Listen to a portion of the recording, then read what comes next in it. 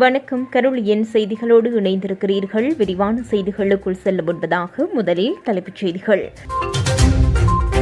ஜனாதிபதி முறைமையில் பாரிய மாற்றம், அனுரவுக்கு பின்னர் எவரும் இல்லை, அரசு தரப்பு வெளியிட்ட தகவல். யாழில் கடும் மழை, சரிந்தது வரலாற்று பொக்கிஷம்.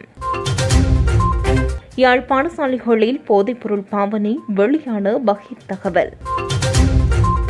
நாட்டில் கடுமையாக்கப்படவுள்ள சட்டம், வெளியான அறிவிப்பு. இலங்கை ரூபா பெறுமதியில் ஏற்பட்டுள்ள மாற்றம். யாழில் இரு குழுக்களுக்கிடையே வாழ்வெட்டு, போலீசார் மீது தாக்குதல். அரசியலமைப்பு மாற்றத்தில் சர்வாதிகார ஜனாதிபதி முறைமை ஒழிக்கப்பட்டு நாடாளுமன்றத்திற்கு பொறுப்பு கூறும் புதிய முறைமை உருவாக்கப்படும் என்று பிரதி அமைச்சர் சதுரங்க அபேசிங்க கூறியுள்ளார். தேசிய மக்கள் சக்தியின் 5 வருட கால திட்டத்தில் குறித்த அரசியலமைப்பு மாற்றம் கொண்டுவரப்பட்டுள்ளதாகவும் அவர் குறிப்பிட்டுள்ளார். ஊடகங்களுக்கு கருத்து தெரிவிக்கும் போதே அவர் மேற்கண்டவாறு குறிப்பிட்டுள்ளார். இது தொடர்பில் அவர் மேலும் தெரிவிக்கையில், எமது தேர்தல் விஞ்ஞாபனத்தில் குறிப்பிட்டுள்ள அனைத்து விடயங்களையும் 5 வருடங்களுக்குள் நிறைவேற்ற உள்ளோம். அதில் அரசியலமைப்பு மாற்றமும் உள்ளடக்கப்பட்டுள்ளது. அரசியலமைப்பு மாற்றத்தில் சர்வாதிகார ஜனாதிபதி முறைமை ஒழிக்கப்பட்டு நாடாளுமன்றத்திற்கு பொறுப்பு கூறும் புதிய முறைமை உருவாக்கப்படும். 2029 ஆண்டுக்கு முன் புதிய அரசியலமைப்பு சட்டம் உருவாக்கப்படும். ஜனாதிபதி அனுரகுமார் திசாநாயக்கவிற்கு பின்னர் ஜனாதிபதி யாரும் இருக்க மாட்டார்கள். நாங்கள் சமர்ப்பித்துள்ள சொத்து விவரங்கள் தொடர்பில் பல கருத்துக்கள் முன்வைக்கப்படுகின்றன. இதற்கு முன்னர் இவ்வாறு நடந்துள்ளதா என நினைத்து பாருங்கள். இது நேர்மறையாக நோக்குங்கள். ஒரு நாடு என்ற வகையில் சாதகமான விடயமாகும். நாங்கள் அரசியலுக்கு வரும்போது எவ்வளவு சொத்து இருந்தது, விட்டுச் செல்லும் போது எவ்வாறு என்று மக்கள் தெரிந்து கொள்ளலாம். இதற்கு முன்னர் இருந்த அரசியல்வாதிகள் வரும்போது இந்த பின்னரும் எவ்வாறு அதிகரித்தது என்பது எமக்கிடையில் ஒரு உரையாடல் மட்டுமே இருந்தது. நாங்கள் வெளிப்படைத்தன்மையுடன் செயற்படுகின்றோம் என்றும் குறிப்பிட்டுள்ளார். யாழ்ப்பாணத்தில் இன்றைய தினம் பெய்த மழை காரணமாக வரலாற்று சிறப்பு வாய்ந்த தொல்பொருள் சின்னமான மந்திரி மனையின் ஒரு பக்கம் இடிந்து விழுந்துள்ளது. யாழ்ப்பாணம் ராசதானியை ஆண்ட சங்கிலிய மன்னனது மந்திரியமனை நெல்லூரில் சட்டநாதர் சிவன் கோயிலுக்கு அருகில் மந்திரிமனை கட்டடம் உடைந்து விழும் நிலையில் காணப்பட்டதை அடுத்து அதற்கு முட்டு கொடுத்து கம்பிகள் நடப்பட்டிருந்ததுடன் மந்திரிமனையை புனரமைக்கும் பணிகள் முன்னெடுக்கப்பட்டு வந்தன. இந்நிலையிலேயே இன்றைய தினம் கடும் மழையால் மந்திரிமனை ஒரு பக்கம் இடிந்து விழுந்துள்ளது. யாழ்ப்பாண ராசதானி காலத்திற்குரியதாக கருதப்படும் மந்திரிமனை பாதுகாக்கப்பட வேண்டிய தொல்பொருள் சின்னமாக 2011 ஆண்டு வர்த்தமானியில் அறிவிக்கப்பட்டுள்ளமை குறிப்பிடத்தக்கது. வலிகாமம் கல்வி வலயத்திற்குட்பட்ட உடுவில் பிரதேச செயலக பிரிவிற்குட்பட்ட 5 பாடசாலைகளில் போதைப்பொருள் பாவனை இருப்பதாக உடுவில் பிரதேச செயலக அபிவிருத்தி குழு கூட்டத்தில் துறைசார் அதிகாரிகளினால் அதிர்ச்சி தகவல் வெளியிடப்பட்டது. உடுவில் பிரதேச அபிவிருத்தி குழு கூட்டம் அப்பிரதேச அபிவிருத்தி குழு தலைவர், நாடாளுமன்ற உறுப்பினர் வைத்தியர் பவானந்தராஜா தலைமையில் இடம்பெற்றது. இக்கூட்டத்தில் போதைப்பொருள் பாவனை தொடர்பில் ஆராயப்பட்ட போது துறைசார் அதிகாரி ஒருவரினால் குறித்த அதிர்ச்சி தகவல் வெளியிடப்பட்டது. இந்த அதிகாரி இந்த விடயம் தொடர்பில் மேலும் தெரிவிக்கையில், உடுவில் பிரதேச செயலகத்திற்குட்பட்ட பகுதியில் 32 பாடசாலைகள் உள்ளன. அவற்றில் 5 பாடசாலைகளில் போதைப்பொருள் பயன்படுத்துகின்ற மாணவர்கள் அடையாளம் காணப்பட்டுள்ளனர். இவ்வாறு அடையாளம் காணப்பட்டவர்களின் குடும்ப விவரங்கள் தொடர்பில் விசாரணைகளை மேற்கொண்ட போது அந்த மாணவர்களின் குடும்பங்களில் உள்ள பெண்களும் போதைப்பொருளுடன் தொடர்புடையவர்களாக உள்ளமை தெரியவந்துள்ளது.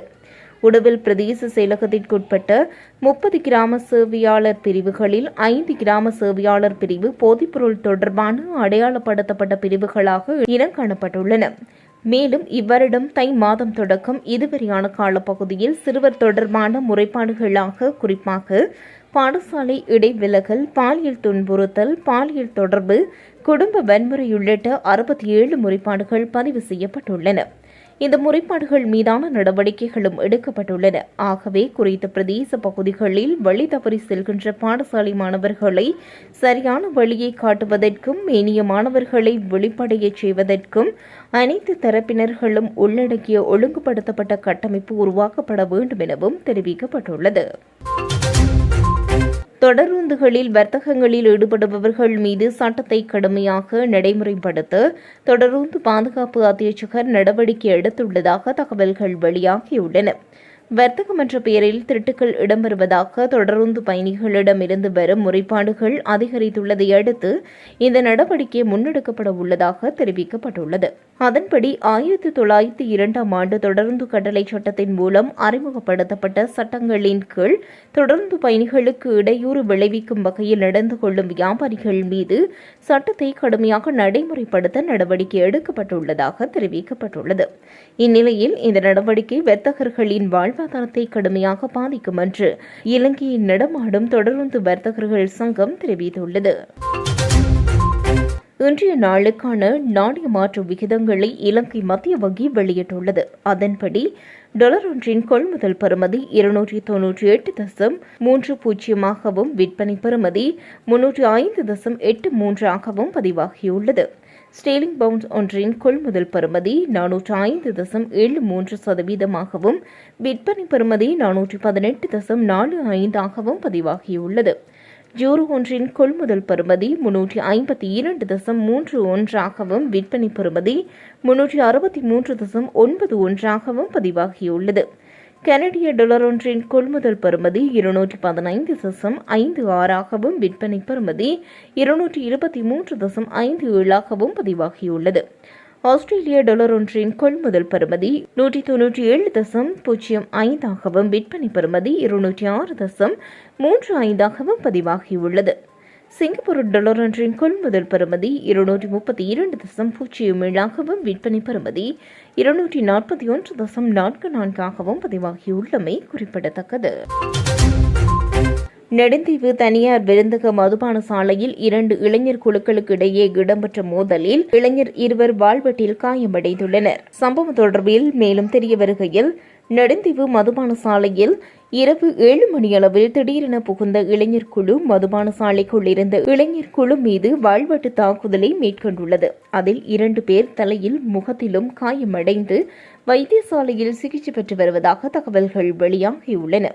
இந்நிலையில் குறித்த சம்பவம் தொடர்பில் தகவல் அறிந்து சம்பவ இடத்திற்கு வந்த போலீசார் மீது வாள்வெட்டு குழுவினர் தாக்குதல் மேற்கொண்டுவிட்டு தப்பிச் செல்ல முற்பட்ட போது ஒருவர் கைது செய்யப்பட்டு நெடுந்தீவு போலீஸ் நிலையத்தில் தடுத்து வைக்கப்பட்டுள்ளார். தப்பிச் சென்றவர்களை தேடி கைது செய்யும் வகையில் போலீசார் நடவடிக்கையினை மேற்கொண்டுள்ளனர்.